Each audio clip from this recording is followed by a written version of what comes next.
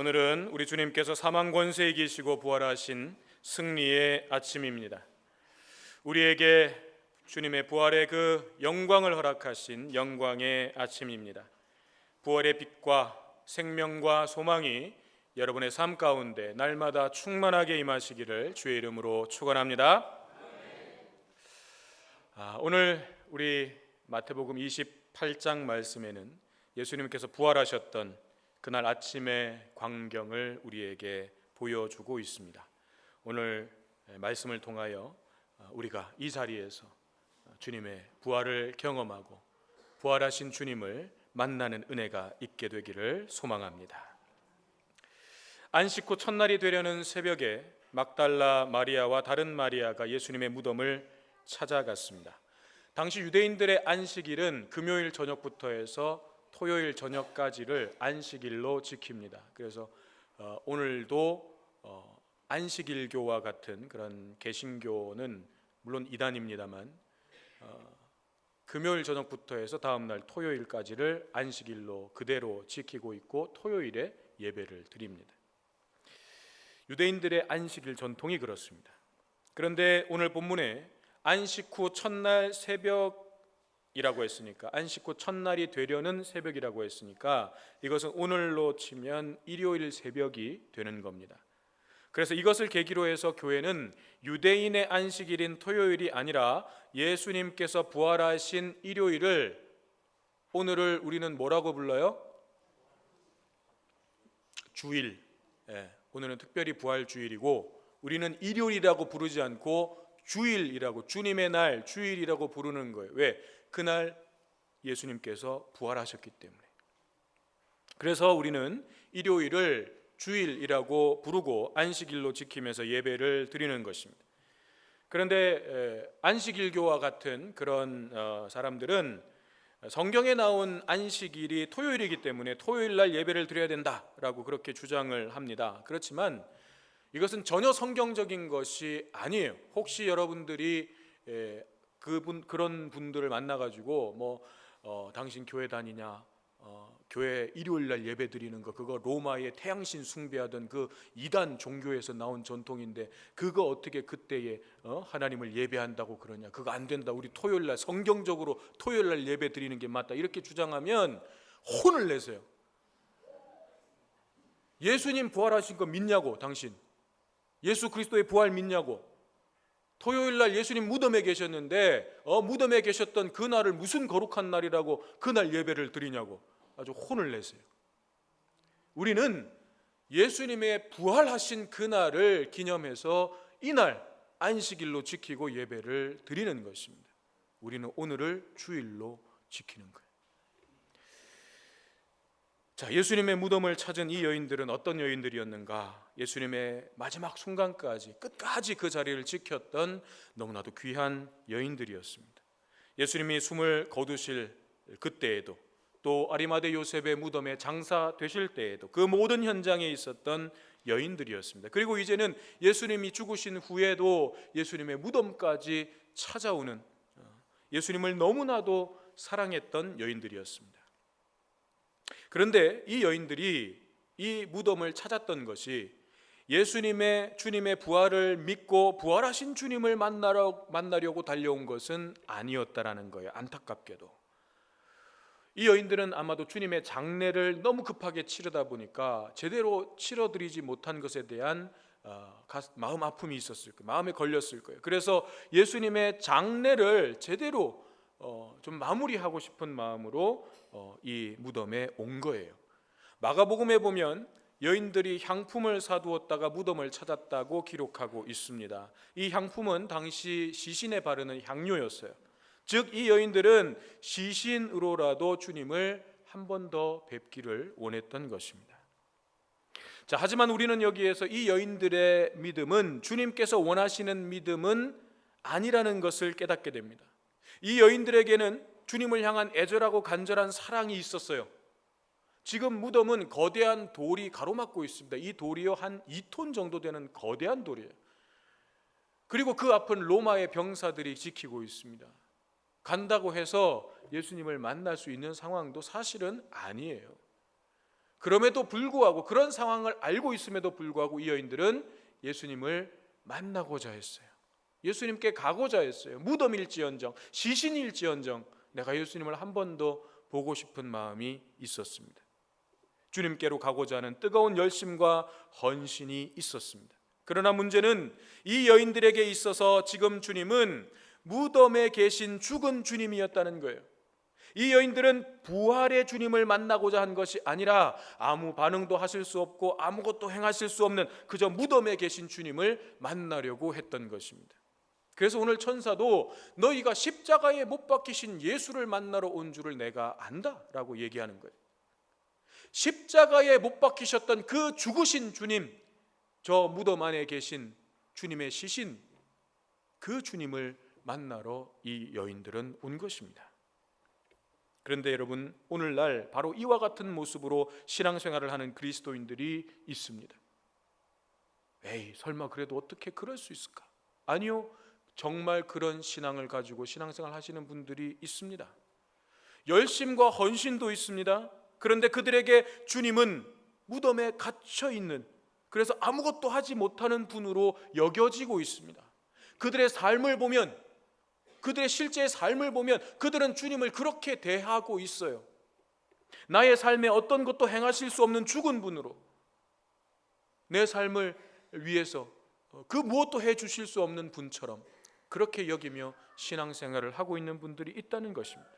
예배도 드리고 기도도 드립니다. 살아계신 하나님에 대해서 말하고 예수 그리스도의 십자가와 부활도 믿는다고 말합니다. 하지만 정작 그 하나님이 내 삶 속에 들어오시고 역사하시는 그 하나님, 지금 나의 삶과 직접적으로 연관되어 있는 살아계신 하나님이라는 사실은 생각하지 못하고 있는 거예요. 그저 무덤에 있는 기념비나 비석에 기록되어 있는 그런 하나님, 그저 성경책 속에 계신 하나님, 동화책 속에나 나오는 그런 하나님, 그런 하나님으로 여기면서 살아가고 있다는 것입니다. 여러분, 주님의 부활을 믿는 것과 부활의 주님을 믿는 것은 의미가 좀 다릅니다. 말이 좀 어렵습니까? 주님의 부활을 믿는 것과 부활의 주님을 믿는 건 달라요. 주님의 부활을 믿는다는 것은 2000년 전 주님께서 십자가에서 못 박혀 죽으셨고 사흘 만에 부활하셨습니다라고 하는 그것이 역사적 사건임을 믿는 거예요. 그것이 주님의 부활을 믿는 것입니다. 주님은 부활하셨습니다. 과거에 부활하셨습니다. 그걸 지식적으로 내가 알고 있고 그걸 또한 인정하고 믿는 거예요. 그리고 또 주님께서 약속하셨으니 앞으로 장차 내가 이 세상을 떠날 때에, 그리고 마지막 날 나는 그 주님의 부활에 동참하게 될 것입니다. 주님은 나에게도 그 부활을 허락하실 것입니다. 우리는 새 몸을 입고 하나님 나라에 들어가게 될 것입니다. 그 소망을 나는 붙잡고 있고 나는 그 사실도 믿습니다라고 우리는 분명하게 고백하고 믿을 수 있습니다. 그런데 그 믿음은 어디서 증명되어야 되냐? 바로 현재 오늘 이 자리에서 내 삶을 통해 증명돼야 되는 거예요. 내 삶 속에서 부활의 주님을 만나야 되는 것입니다. 내 삶이, 지금 내 삶이 내 삶의 자리와 현장에서 부활하신 그 주님을 살아계신 하나님으로, 살아계신 주님으로 내가 경험하고 만나야만 그 믿음들이 증명된다는 거예요.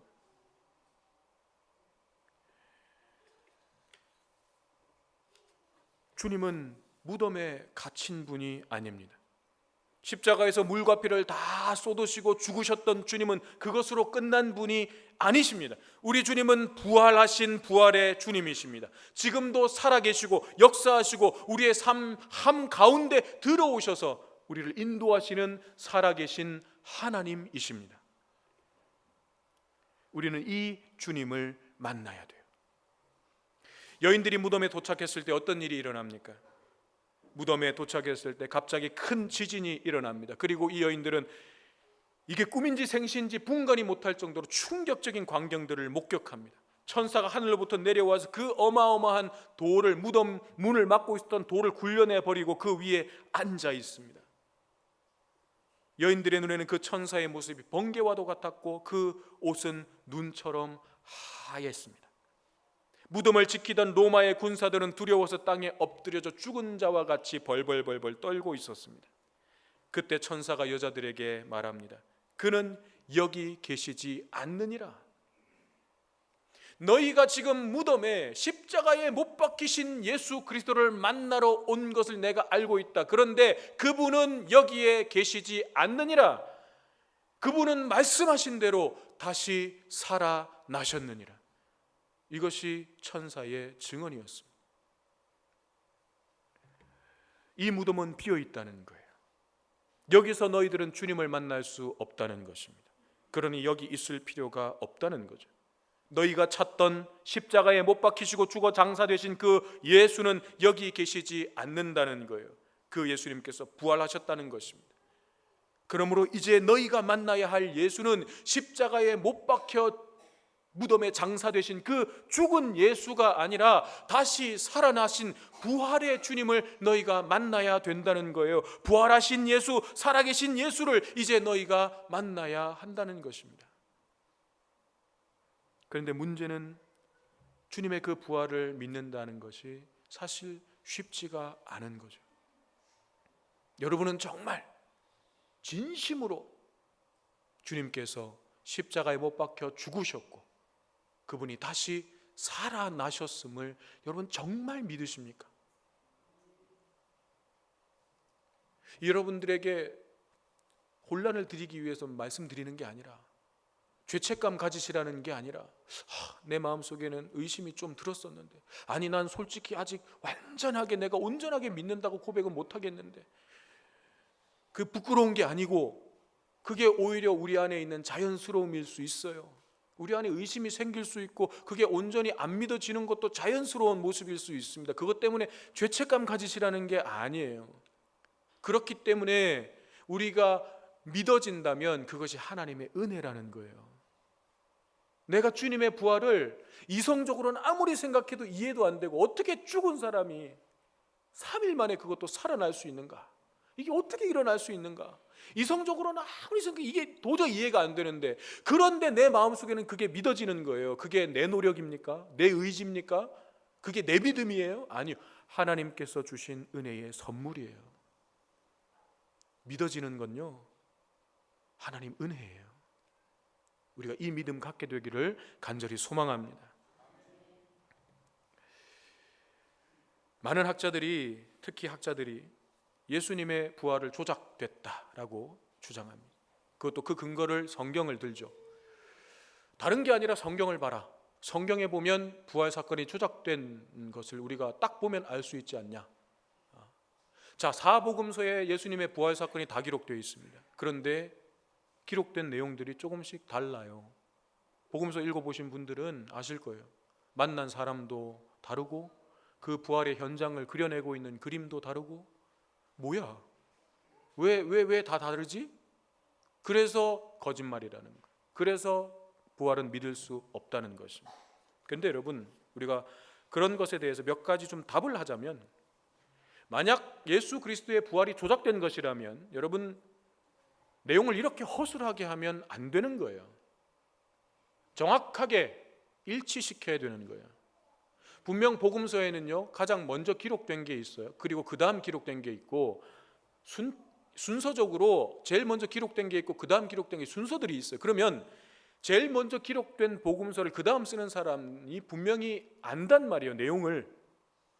그러면 그 내용을 보고 똑같이 맞추든지, 아니면 자기가 본 거하고 좀 내용이 다르면 뭐 서로 만나가지고, 야 이거는 이거 아니야, 나는 분명히 다르게 봤어, 그러면 서로 조율을 해가지고 하나로 합의를 해가지고 쓰든지. 그래서 사복음서가 적어도 부활에 있어서만큼은 동일하게 똑같이 기록해야 되는 거예요. 왜? 부활신앙은 기독교의 근간이고 토대이기 때문에 이게 무너지면 기독교는 존재할 수 없어요. 예수님의 십자가 죽으심만 가지고는 기독교는 존재할 수 없어요. 그러므로 부활신앙이 근간이고 토대인데, 이 중요한 사실을 조작하려면 제대로 해야죠. 내용을 똑같이 맞춰서 토시 하나 틀리지 않고 해야 사람들이 보고 신뢰할 수 있는 거죠. 그런데 여러분, 각각 다르기 때문에 우리는 신뢰할 수 있는 거예요. 자기들이 본 걸, 자기의 관점과 생각 속에서 자기가 경험한 걸 기록하다 보니 차이가 나는 거예요. 그래서 차이점이 있다는 것이 오히려 이 부활 사건이 진실이었음을, 진리였음을 보여주는 것입니다. 두 번째, 부활을 조작하려고 했으면요, 증인으로 여성을 내세우면 안 돼요. 오늘날 우리 사회를 강타하고 있는 미투 운동은 여성들의, 피해자인 여성들의 증언으로 지금 우리 사회가 지금 아주 뒤집어지고 있지 않습니까? 개혁되고 있지 않습니까? 오늘날은 여성들의 증언이 이처럼 강력한 힘을 발휘할 수 있어요. 그러나 이 당시에는요, 여성들이 하는 말은 아예 안 믿으려고 작정한 시대였어요. 여성들은 법정에서 증언을 하더라도 채택될 수 없어요. 법적 효력도 없어요. 여자들이 하는 말은요, 다 거짓말이에요. 그렇게 믿으려고 작정한 시대예요. 그런데 부활하신 주님을 누가 처음 만났다고 기록하고 있어요? 여성들이, 여인들이 부활하신 주님을 처음 만났다고 기록하고 있어요. 이거는요, 수정됐어야 돼요. 조작할 때, 야, 마리아가 만났다 그러면 사람들이 믿겠냐? 안 돼. 이거는 바꿔야 돼. 그렇게 조작해야죠. 근데 사람들이 믿지도 않을 여성들이, 여인들이 무덤가에 갔다가 부활하신 주님을 만났대. 그걸 누가 믿어요, 그 당시에? 그런데 그 내용을 버젓이 그냥 기록을 하고 있어요. 이게 조작된 겁니까? 바보예요? 성경을 기록하는 사람들이 조작하려면 이렇게 바보예요?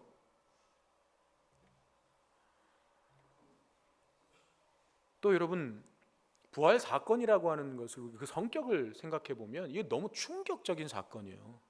갑작스럽게 누구도 부활 사건을 맞이하고 경험할 준비가 안 돼 있었어요. 누구도 예수님이 다시 부활하실 거라고 생각하지 못했어요.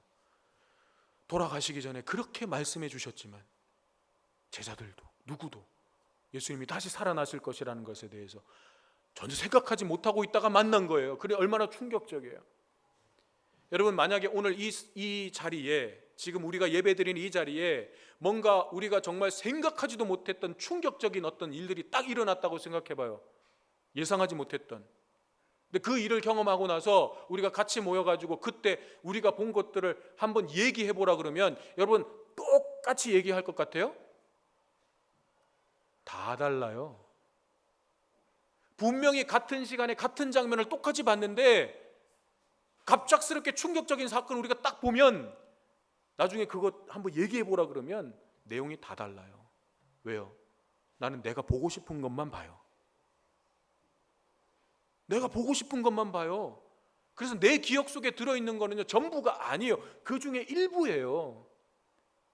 그래서 우리는 내 생각과 내 경험과 내 시선을요 다라고 생각하면, 주장하면 안 되는 거예요. 나는 항상 내가 보고 싶은 것만 봐요.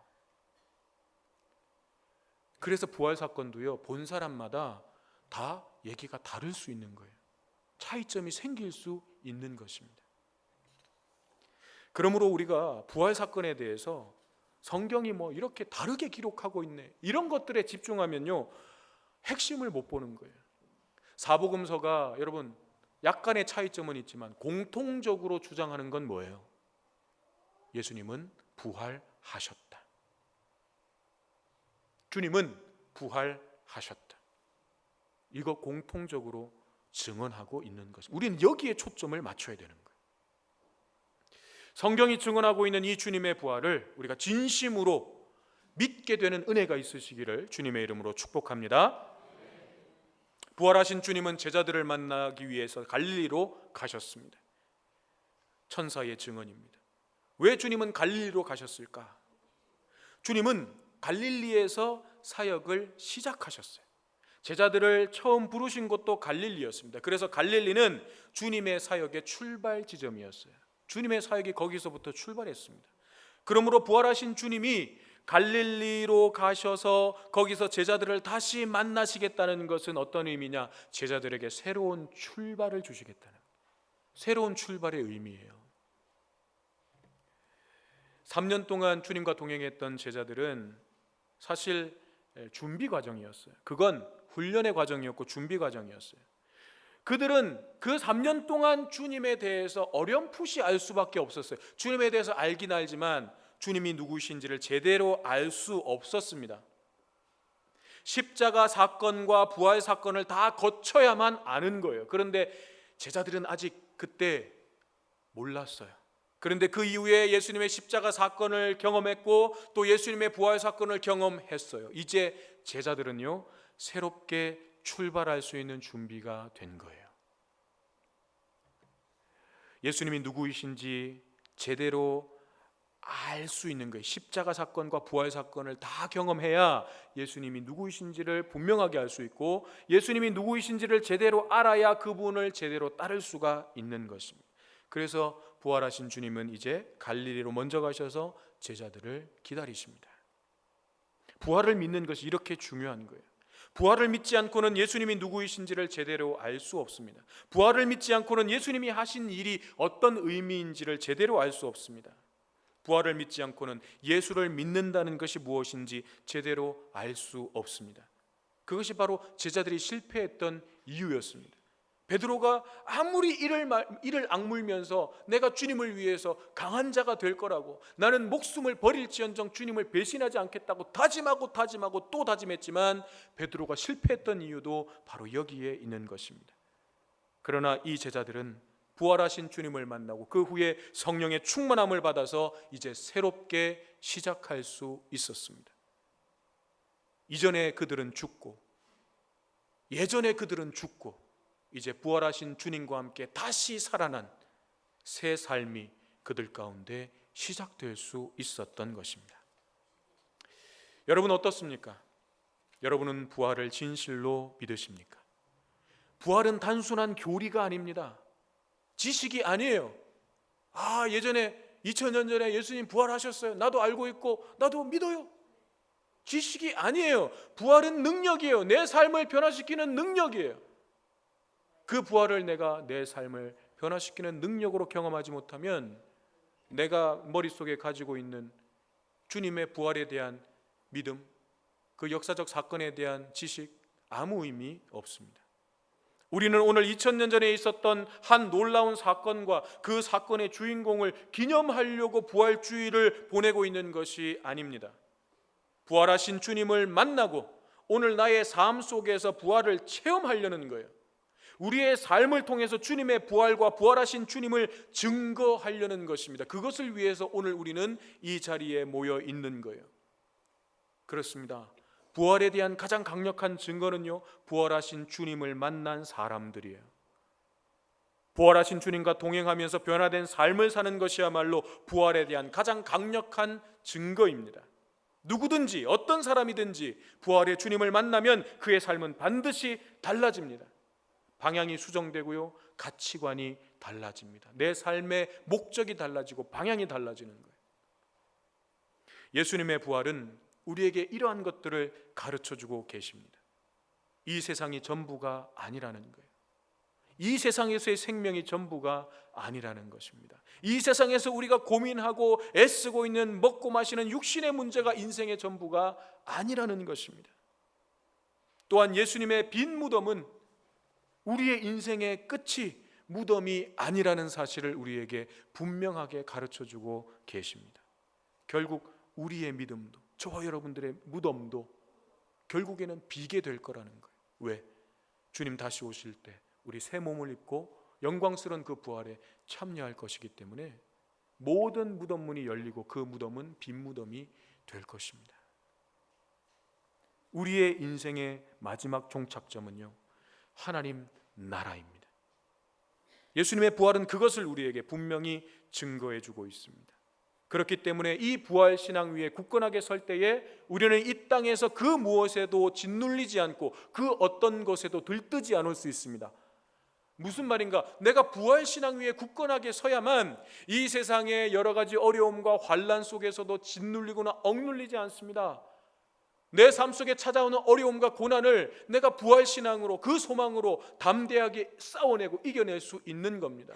또한 이 세상의 문제들이 내 인생의 전부가 아니라는 것을 알기 때문에 내게 이 세상에 얼마나 화려한 것들을 보여주고 얼마나 유익된 것들을 내게 많이 보여줍니까? 그러나 그런 것들로 인해서 나는 들뜨지 않는다는 것입니다. 부활하신 주님은 우리가 무덤가에 주저앉아 있기를 원하지 않으십니다. 무덤의 돌문만 바라보고 있기를 원하지 않으십니다. 여전히 주님의 무덤가에 앉아서 옛날 주님과의 추억만 회상하기를 원치 않으십니다.